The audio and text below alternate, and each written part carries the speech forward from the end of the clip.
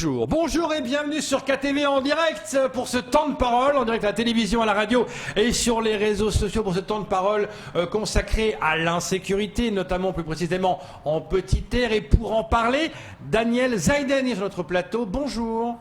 Bonjour, comment allez-vous? Mais très bien et bonne année. Bonne année et puis merci de m'inviter sur ce plateau pour que je puisse m'exprimer auprès de vous et auprès de vos auditeurs et de vos téléspectateurs. Oui, parce que le 31 décembre, vous avez envoyé un courrier à Jean-François Colombet, donc le préfet, expliquant ce qui se passe en Petite Terre.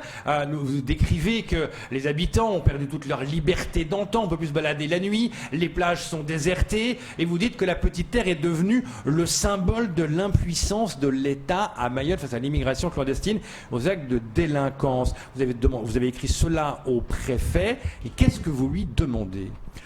Vous savez, il était important pour moi de rappeler quand même que la Petite Terre, c'est vraiment un territoire qui peut être facilement sous contrôle, puisqu'il y a une population de 30 000 habitants, Pamandzi et l'Abattoir, 11 000 km², donc une surface relativement petite, avec des déplacements relativement faciles pour aller d'un point à un autre de ce petit rocher. Et force de constater malgré tout que la délinquance, les violences urbaines, les agressions à domicile, les cambriolages arrivent de plus en plus de manière récurrente et sont de plus en plus graves. Les faits commis sont de plus en plus graves. Encore la semaine dernière, chez soi, les gens se sont fait agresser. Donc pour moi, il était quand même important de rappeler au préfet que nous comptons sur lui, sur son autorité pour garantir et assurer notre sécurité parce que, à défaut, la population pourrait perdre totalement espoir et le désespoir lorsqu'il vous prend. Forcément, on peut être amené à agir de manière autonome et bien évidemment, notre manière de répondre ne sera pas proportionnée aux faits. Donc aujourd'hui, nous avons vraiment besoin d'avoir le sentiment d'être accompagné, de pouvoir compter sur nos forces de l'ordre parce que quand même, il faut rappeler que la Petite Terre, il y a un peu de tout en Petite Terre. Vous avez une brigade de gendarmerie, vous avez la PAF, vous avez les policiers, beaucoup de policiers qui résident en Petite Terre. On disait avant que la Petite Terre était safe. On disait que la Petite Terre, c'était le joyau de Mayotte, était plus calme qu'en Grande Terre. On était tranquille en Petite Terre et c'est plus le cas. Exactement. Oui. Alors qu'est-ce que vous demandez au préfet? Alors concrètement, c'est vrai qu'on a tendance à dire qu'il nous faut à chaque fois renforcer les forces de l'ordre, des hommes nouveaux, des moyens nouveaux, etc. Mais je pense qu'on a d'abord besoin de réorganiser notre manière d'intervenir. Parce que effectivement, la plupart des faits qui sont commis de manière nocturne nécessitent quand même que des patrouilles soient là. Il y a un an, lorsque déjà il y avait eu une flambée de violence sur la Petite Terre, des réunions avaient été organisées au niveau de la mairie de Pamandzi, avec le directeur de cabinet de la préfecture, avec le commandant de la gendarmerie, et la population de Pamandzi avait été invitée. Et à ce moment-là, on nous avait dit, voilà, il est essentiel qu'on appelle le 17 dès lors qu'il y a des incivilités qui se font. Et de la même manière, il est fondamental que l'on puisse... que l'on puisse mettre en place un couvre-feu pour éviter justement que des gamins ou autres... Il a été mis en place ce couvre-feu. Ce couvre-feu, ça fait plus d'un an qu'il a été mis en place. Il a d'ailleurs été renouvelé le 22 décembre dernier. Mais force de constater qu'il n'y a pas suffisamment de patrouilles nocturnes pour garantir justement que le couvre-feu soit respecté. Et c'est pour ça que j'ai voulu vraiment sensibiliser le préfet pour dire que d'un côté, on ne peut pas nous dire voilà, il y a le 17, appelez au 17, comme ça, si vous avez un problème, les forces de l'ordre pourront venir. Et de l'autre côté, demandez aux élus de prendre des couvre-feux pour garantir justement que ces gamins ne sortent pas. Mais la réalité des faits, c'est que quand vous appelez le 17, soit ils mettent du temps pour intervenir, ou soit ils ne viennent pas du tout, ils viennent le lendemain matin. Donc, bon, maintenant, on peut comprendre qu'effectivement, quand il y a plusieurs foyers qui nécessitent des urgences, très clairement, ce n'est pas une ou deux patrouilles qui suffiront. C'est pour ça qu'il y a nécessité de revoir notre manière d'organiser les choses pour garantir justement que dans un délai de 5 à 10 minutes, une intervention puisse effectivement avoir lieu. Parce que, encore une fois, il s'agit avant tout de garantir la sécurité des personnes. Aujourd'hui, vous n'avez pas droit à avoir des armes à feu chez vous. Lorsque vous vous en prenez à des cambrioleurs, vous mettez votre vie en danger ou la vie de votre famille, voire la réponse pourrait être disproportionnée aux faits. Donc dans tous les cas, c'est pas bon. Aujourd'hui, il y a des personnes sur ce territoire qui ont été formées pour pouvoir intervenir. Nous demandons simplement qu'ils interviennent lorsque le besoin se fait. Aujourd'hui, ce n'est pas le cas ou ce n'est pas suffisant. Donc, il faut réorganiser les choses. S'il n'y a qu'une ou deux patrouilles et qu'ensuite il faut reposer tout le système sur des réservistes qui sont chez eux à domicile, donc le temps de les réveiller, etc., et pour qu'ils puissent intervenir et qui nécessitent 30 minutes, c'est trop tard. Donc, il faut revoir les choses. Nous ne sommes pas sur un territoire serein. Et nous savons, et d'ailleurs les interventions qui ont eu lieu la semaine dernière, que ce soit mercredi ou samedi, démontrent vraiment que les forces de l'ordre sont conscients de l'origine de ces faits, de la localisation de ces délinquants. Donc nous demandons à ce que l'action quotidienne se fasse. Il ne s'agit pas de réagir à des actions dangereuses, mais plutôt d'anticiper, faire de la prévention, d'aller sur le terrain, d'arrêter qu'il faut arrêter. Mais comment aller sur le terrain? Je prends l'exemple de la vigie, par exemple, qui est un vrai labyrinthe, c'est un vrai coupe-gorge, on le sait. Comment aller là-dedans? Les gens ont peur d'aller dans la vigie. On ne peut pas y aller dans la vigie. Comment on peut, par exemple, pour ce problème de la vigie, comment on peut le résoudre? Écoutez, je crois que vous soulevez le cœur de la problématique.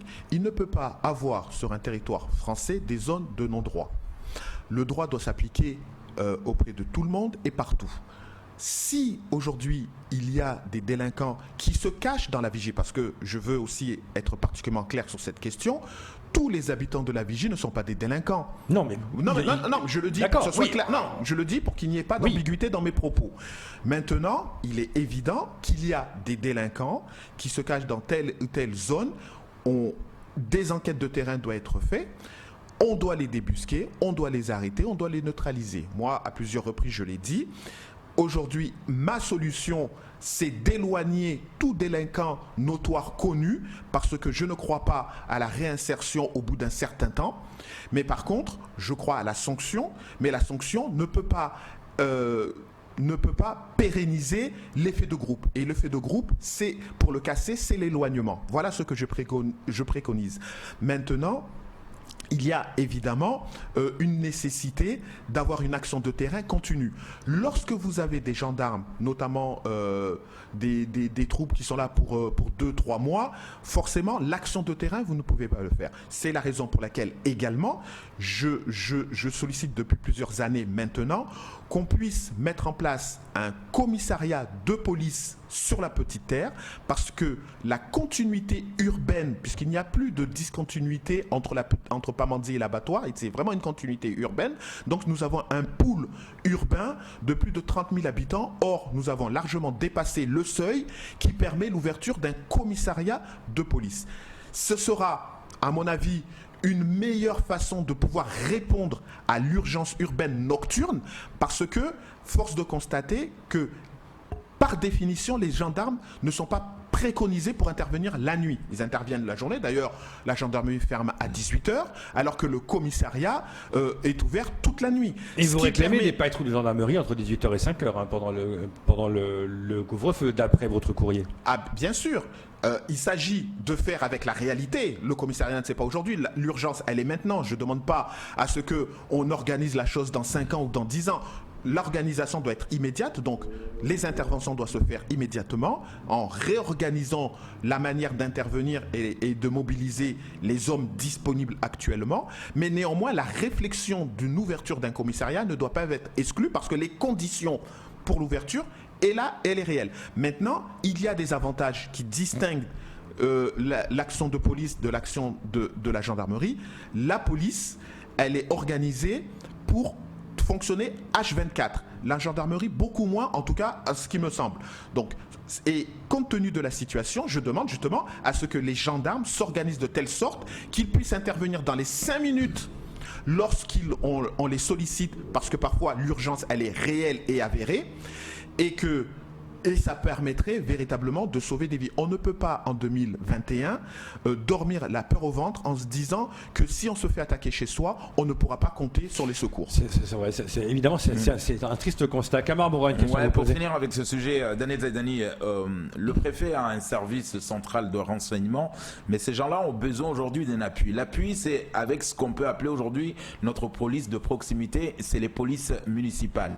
Alors, est-ce que les deux maires aujourd'hui ne peuvent pas aujourd'hui utiliser cette police municipale pour aller justement identifier ces jeunes? Parce que le problème qu'on rencontre à Mayotte, que ce soit en petit air ou en grand air, Daniel Zaidani, c'est la peur du représailles, mais également la loi du silence. C'est-à-dire qu'aujourd'hui, ces enquêteurs, même s'il y a une brigade de recherche à Pamandzi, mais ces enquêteurs, des fois, arrivent face à un mur. Personne ne veut parler, personne ne veut identifier, alors que ces jeunes, presque, on connaît les endroits où ils habitent, chez qui ils habitent. Est-ce que là aussi, c'est pas par là qu'on pourrait aujourd'hui arriver à résoudre ce problème?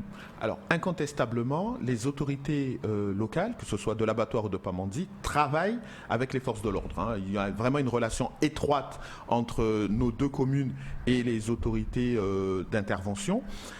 Et encore, lorsqu'il y a eu les interventions ce week-end, les policiers municipaux de Pamandzi étaient associés à cela et bien évidemment, ils sont intervenus de la même manière. Dès lors que les patrouilles de police de la municipalité interviennent, il y a également, lorsqu'ils sont face à des incivilités et autres, ils contactent directement la gendarmerie pour qu'ils puissent venir prendre le relais, parce qu'en même temps, chacun son job. Donc la collaboration, elle est là. Et donc, vous avez parfaitement raison, il faut renforcer ce lien, il faut le pérenniser, mais il faut vraiment, comme vous l'avez dit, faire en sorte qu'il n'y ait pas simplement des actions ponctuelles d'intervention ici ou là pour débusquer et arrêter et démanteler éventuellement un début de réseau de quelque chose, mais il faut vraiment que l'action soit continue. C'est pour cela qu'au-delà des actions municipaux, il faut aussi qu'au niveau des forces de l'ordre, il y ait une action continue. L'action continue, pour moi, ce n'est pas des gendarmes qui viennent tous les 3 mois, mais ce sont bien des personnes qui s'implantent sur le territoire et je dirais pas, qui tissent des liens, mais qui connaissent le terrain, qui savent qui et qui fait quoi. Oui, parce que mercredi 6, il y a eu Absolument, mercredi 6 et puis samedi 9. Notamment aussi à la vigie par rapport il y a eu beaucoup de monde. Quelque part, ça répond un peu à votre courrier. Là, le préfet a montré qu'il est là, qu'on ne lâche pas l'affaire. Absolument, il a montré qu'ils sont là, mais c'est pour cela que je félicite cette action, j'encourage ce type de mobilisation, mais surtout je demande à ce qu'elle soit plus continue dans le temps. Il ne faut pas donner l'impression qu'on ne réagit simplement à des faits, mais que la pression, on doit la maintenir de manière continue. Vous avez employé le mot tout à l'heure, il ne doit plus avoir sur le territoire des Mayotte des poches de zones où on ne souhaite pas y aller parce que le terrain ne s'y prête pas, parce qu'il y a éventuellement des bandes organisées ici ou là. Non, il faut que l'état de droit s'applique partout, tout le temps. Et c'est comme ça qu'on pourra garantir la paix sociale. Vous savez, aujourd'hui, il y a des choses quand même très simples qui se passent et que nous voyons tous. Nous voyons régulièrement des gens qui se promènent aux abords de nos routes avec des chambeaux à la main. Bon, certains parce qu'ils vont au champ, mais d'autres, on ne sait pas trop pourquoi. Donc ce genre de fait, comment cela se fait-il que sur un territoire de 11 km², peut-on laisser déambuler dans les rues des personnes avec des chambeaux à la main tranquillement? Ça montre bien que la présence de l'autorité n'est pas suffisamment marquée sur le territoire. De la même manière, lorsque vous êtes agressé, cambriolé chez vous et que vous appelez la gendarmerie et qu'ils ne viennent pas dans les 10 minutes, cela démontre qu'il y a un problème d'organisation, d'où la nécessité de réorganiser nos services pour que les interventions soient plus rapides, plus efficaces et qui découragent les cambrioleurs. Parce que quand pendant 2 semaines, on a multiplié les cambriolages, que ce soit Douka B, Safari, Urban Numérique, Only, etc., la mairie, ça montre que ces personnes-là gagnent de la confiance parce qu'ils ont le Oui, mais sentiment mais le préfet qu'ils peuvent répond. intervenir tranquillement. Il envoie, il fait des actions coup de poing. Il répond quand même. Il dit on va pas laisser ça sans arrêt. C'est compliqué en même temps vous avez de gérer ça. parfaitement raison. C'est la raison pour laquelle je tenais également à rappeler qu'au mois d'octobre et au mois de novembre 2019, nous étions dans la même situation. Nous avons eu des réunions de crise. Il y a eu des réunions de crise, justement. Et pour autant, un an après, nous en sommes au même point. Néanmoins, il y a eu des actions entre-temps ponctuelles, mais au bout, avec un an de recul, on voit bien que ce n'est pas les actions ponctuelles qui répondent à la problématique. Le temps passe vite, Daniel Ziadani. Est-ce que le préfet a répondu à votre courrier?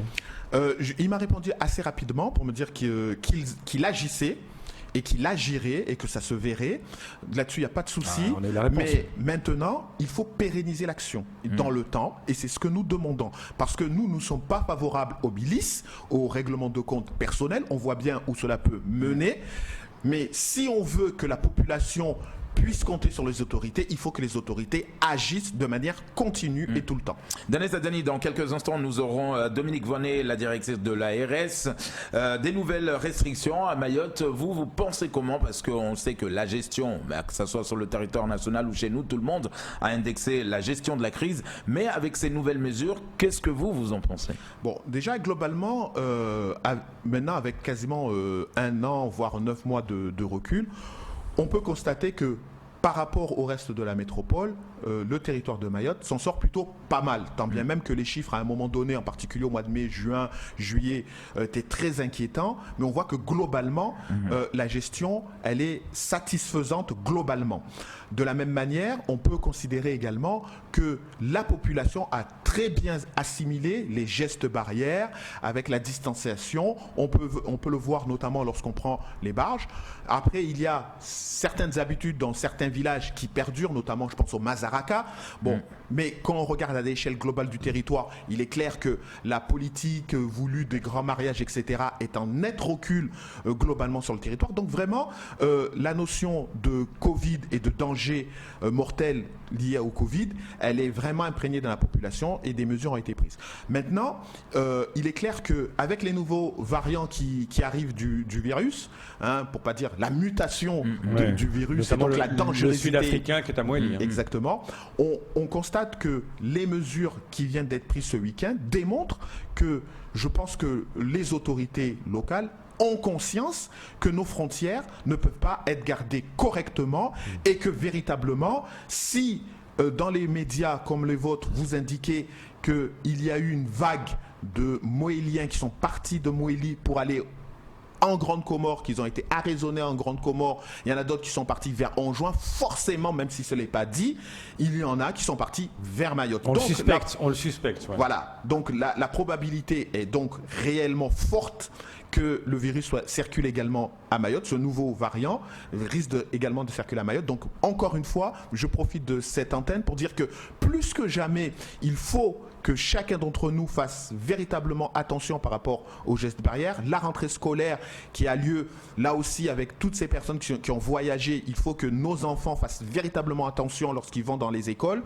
et que justement cette attention permettra de mieux préserver nos parents et nos grands-parents. Donc là, encore une fois, je voudrais quand même qu'il y ait une politique logique et harmonieuse au niveau de l'océan Indien, que si on met les tests Covid au départ de Mayotte, qu'on en fasse autant au départ de la Réunion, parce que la réciprocité. Il n'y a aucune raison aujourd'hui qu'un virus ou un variant apparaisse à Mayotte et qui n'apparaisse pas à La Réunion. Et on sait qu'il balade partout. Et vice-versa. Dernière question, parce que le temps passe trop vite. La vaccination va bientôt commencer à Mayotte. Vous allez vous faire vacciner? Je pense que je ne suis pas dans la tranche d'âge, mais si d'aventure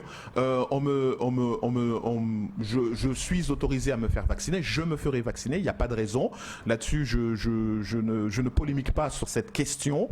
Et je crois que il est important, justement, pour reprendre une vie normale, pour cesser d'avoir des arrêts dans le travail et autres, que notre économie tourneront, qu'on fasse en sorte vraiment que chacun, toute personne qui puisse prendre le vaccin le prenne sans hésiter. Kamar, Dernière question rapidement, Daniel Zaidani. Souvent, vous êtes dans l'opposition au conseil départemental et depuis très longtemps, vous dites que le président n'a pas pris sa posture de président. Mais aujourd'hui, vous avez envie quand même de lui tirer un chapeau. Oui, parce que je crois qu'il ne faut pas être simplement et uniquement dans une posture critique, mais lorsque des choses sont menées et sont bien menées au niveau du conseil départemental, il faut le dire.